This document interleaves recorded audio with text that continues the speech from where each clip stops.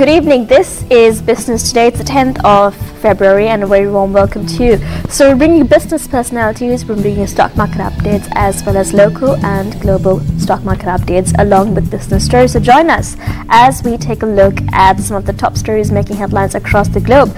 Let me give you a heads up on what we're going to talk about on today's show. We're going to talk about the Hambantota report having a high potential to boost tourism sectors, says a captain of a visiting cruise ship. Then we had stock market updates talking about the ASPI closing down 0.45% just today. And to sum up with international stories, the Japanese stock market falls 5% on negative interest rates. Meanwhile, the global growth rate has been projected negative once again. So those are some of the top stories across our business stories. First, we take a look at the personality on today's show.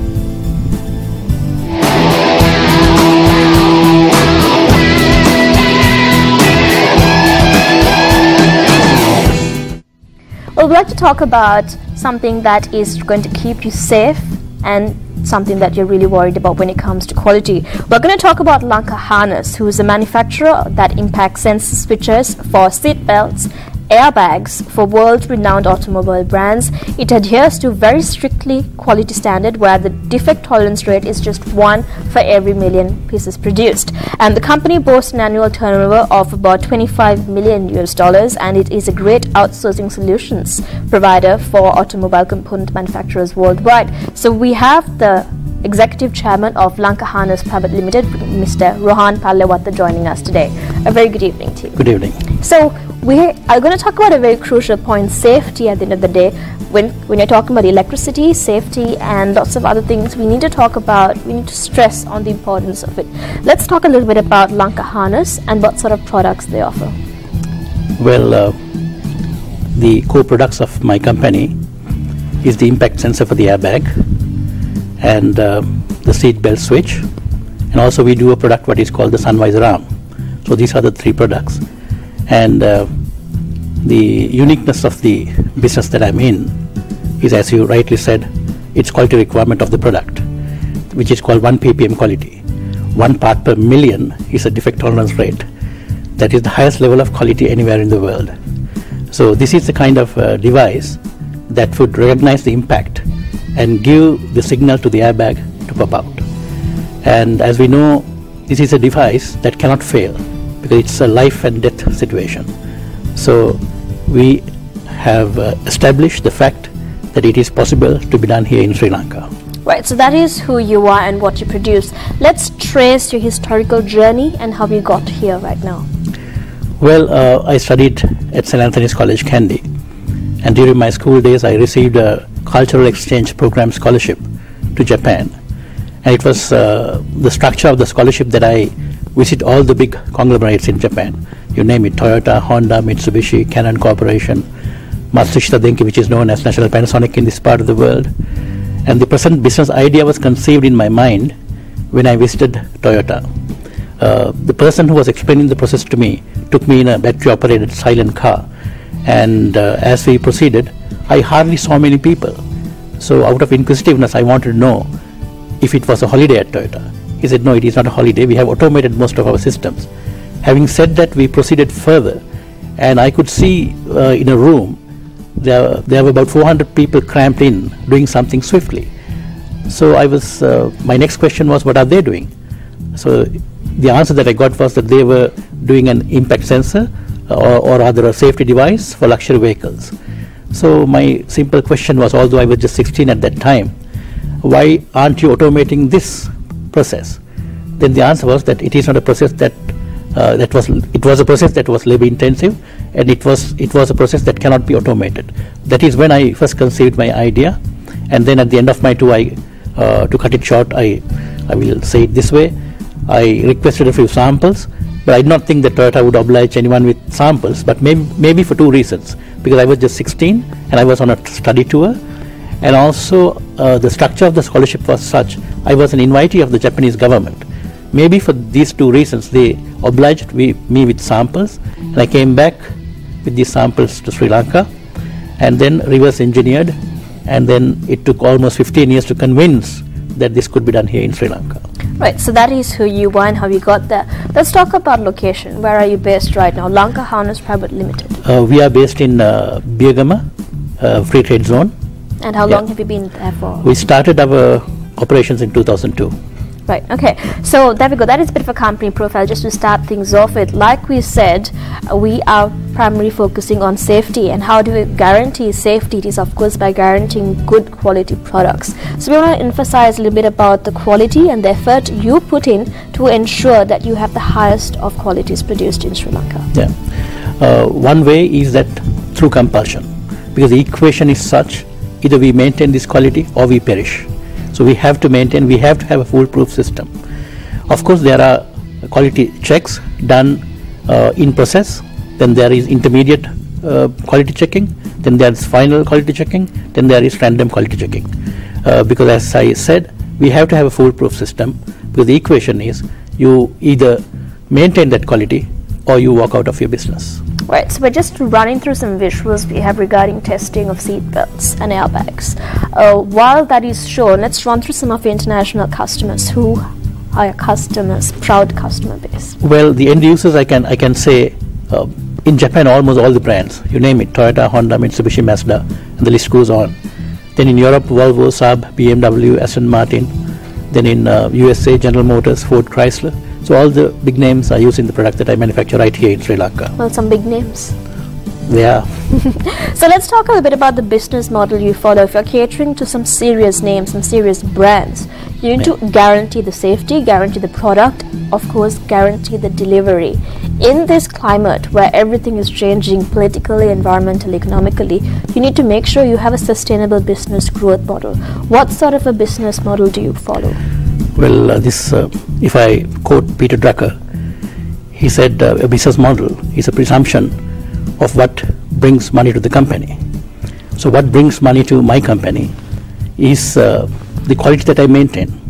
So most of the questions, my answer would be quality, because my business strategy is quality. Because if I do not maintain, I will be out of business. And as to why I do not have many competitors, because many people cannot sustain this quality. So the answer to your question, the business model is based on quality. Right. And in terms of the relationship the employer has with the employee, what sort of relationship is it that you have? Do you believe in closely examining them? Do you think they should be monitored very closely? Do you think they are independent enough to maintain their own daily? It is my experience that in order to achieve this level of quality, the employee should be independent. Because even when they put up the factory at Biagama, the architects, they wanted to know if they could fix CCTV cameras around my CCTV cameras on the production floor and have monitors around my table. I declined, because I believe the moment you fix a camera behind a human being, you encroach a human dignity, and then they start working for the wrong reason. I do not think that people should work because they are being supervised. They should work because they take pride in what they do. In order to achieve the quality that I have achieved, that mentality is very important. So if they work for the reason that they are being supervised, it will be almost impossible to achieve 1 ppm quality. Now, moving a little bit away from your firm, from your particular company, well, the Sri Lanka Development, the Export Development Board, the SLEDB, commonly known as the EDB, that's the Export Development Board, is the premier state organization for promotion and development of exports, which you are part of, which Lanka Harness Private Limited is part of. So we're talking about your experience with the EDB here now. What do you have to say about the types of goods and services that Sri Lanka exports? And secondly, do you think that we need to focus more on exporting value-added goods? Well, firstly, I think Professor Ricardo Hausman, who was here for the Sri Lankan Economic Forum, he in fact, in his presentation, he came out with 2 interesting slides. That is, he came out with using different colors on a slide, showing us the export basket of Sri Lanka in 1994. And then subsequently, he showed another slide, export basket of Sri Lanka in 2014. The colors looked almost identical, similar. So which means our export basket has not changed from 1994 up to 2014 for 2 decades. So whereas he showed the example of other countries like Thailand and Malaysia, the colors that they had in 1994 were topsy-turvy when it came to 2014. So therefore, we should concentrate more on what we are good at. We should look at our strengths and develop products based on that. Because right now what we are doing is products based on simple technologies where anyone could do. So as Professor Hausmann rightly said, it is time that we deliberate as to what our strengths are, and that we deviate from the traditions we have already been having for a long time.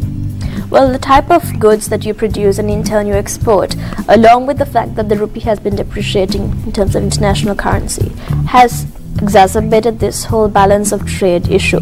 What are your comments about Sri Lanka's balance of trade position? Well, I can comment about my company. I can say, because I receive in foreign currency, Japanese yen, dollars, and I do all the local payments in rupees. So when I convert it into rupees, I get more rupees, and I can sustain myself. So personally, it is good for me. All right. So Sri Lanka by no means is an isolated country. We need to work in collaboration with lots of other multinationals, lots of other different countries and agreements. How do you think international factors affect business in Sri Lanka? We talk about international changes in politics, changes in oil prices, lots of different changes in the international arena. How does that affect your business? Well, I think not only my business, any business would be affected by global conditions, because the factors of production, as you said, if you take what you mentioned, oil prices, the factors of production would change drastically depending on the oil prices. So that has an impact. Definitely world conditions will have an impact. But only thing is, you cannot say that the world conditions are such that we cannot compete. No, because when you have a business of your own, you are your own master, and you have to face these crunch situations at times, and you have to innovate special ways as to how you face this crunch situation. Because even in a bicycle race, when the plane is there, everyone is equal. But when the steep climb comes, leader emerges. So that is how even in business it is the case. Well, we're in conversation with the Executive Chairman of Lanka Harness Private Limited. I'd like to turn towards you now and talk about some of the competitors that you face. It could be regionally, immediate competitors in terms of the business you're in. Well, I can proudly say that I'm on a virtually blue ocean in the region, because I'm supplying India, I'm supplying China, and Malaysia, Indonesia, all the countries in the region. And the reason, the entry barrier for others has been, as I mentioned, the quality requirement. They can maybe achieve once, but sustain this quality is not easy. And also, once you establish your credentials with these automobile manufacturers, they will not want to take a risk and go to a new manufacturer. So they will always try to be with the manufacturer that they have always been with. So once you establish your credentials, it's smooth sailing. Right. Okay, so I'd like to talk a little bit of some of the market trends that you have picked up over the past quarter. Well, this is specific to me actually. There has been a recall of vehicles. In US market, it's about 38 million vehicles alone because of a defective airbag. And almost the entire replacement order has come to my company. So there is I have to double my capacity. So I have in fact started the second factory at Piagama, and also we are starting a factory in Mexico. Right, okay, so some cool things we can look out for in the projects. Apart from that, what are some of the other interesting projects we can look out for in the near future? Well, as I told you, one of the products that we are doing is the sun visor arm. Right now we are supplying it to Honda only. So we are trying to embark on other automobile makers as well with this product. Well, in the industry that you are so dominant in, we understand that you're the market leader, but it's of course always needed to make sure that you're changing always in terms of R&D, in terms of innovation, that you're always adapting to the required place. Yes. How do you manage this change in lifestyles and change in technology? Yes. Innovation is in an organization is no more a choice. It is a sine qua non. It is an indispensable thing. So even in my case, technology can always intervene and put me out of business tomorrow. So what am I doing about it? I have already spoken to some people at Slintech, and I have we had discussions to replace the function of the airbag with some nanotechnology solution. It is not easy. It's just in the air. But then, if there is because now this technology has been there for the past 40 years, but that does not guarantee that it is not going to be changed tomorrow. So, if we can come out with a solution which is more effective and cost effective, then of course I can suggest to the buyers that are buying this product from me, look here, I have a better solution. And if that happens, we are awaiting to open a gold mine. Right. So talk about gold mines. I want to talk a little bit about the opportunities that Sri Lanka can offer in terms of labor force, in terms of raw material, in terms of the price competitiveness. What sort of opportunities and challenges do you think Sri Lanka has? Well, taking my own organization as an example, we have achieved the Sri Lankan laborers. It's not foreigners who are coming and working in my factory. It is our own Sri Lankan brothers and sisters that are working here. So they have proved themselves that they can achieve this level of quality.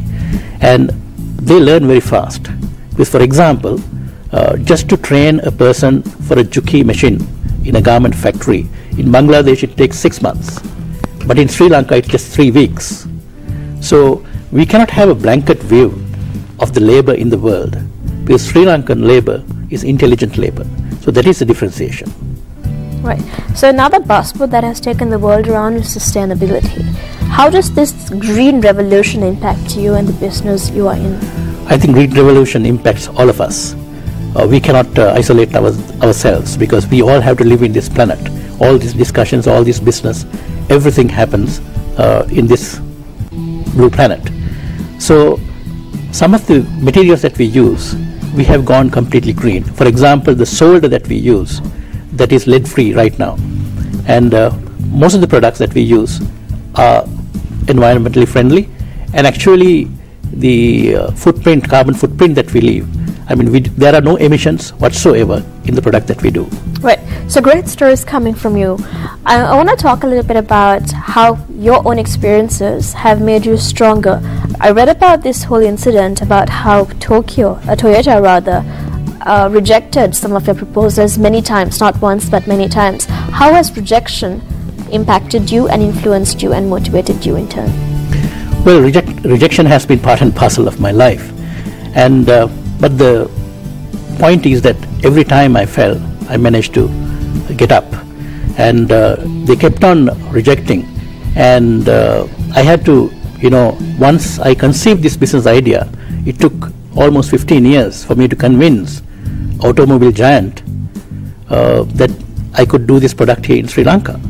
Because when the idea was conceived in my mind and when I communicated, I was told this particular device we will never ever impart to any other country because of its quality requirement and because the function is so bonded with the brand name, and therefore they will not impart to any other country. And they told me that the turnover of Toyota equals to about GDP of about 60 countries put together. And then they told me, why should we talk business with a country like Sri Lanka? So that was at the beginning. So, but then here I am, and so the rejection, I have to say that I have been managed to persevere in this, and there is no success that runs in a straight line. It's always ups and downs. You take the ECG for example, ups and downs are very good, because ECG, if it is a straight line, you are no more. That's right. So it shows that you're alive, isn't it? Very much. Right. And also, just to conclude things, I want to remind a quote from Lenin, all the way from Russia. He says, 1 step backwards, 2 steps forward. That is all about revolution, making a change in the lifestyle you are in right now. So we'd like to thank you very much for being with us this evening. This is Mr. Rohan Pallewatta, the Executive Chairman of Lanka Harness Private Limited. Thank you very much for being with us. Thank you very much. Thank you so much.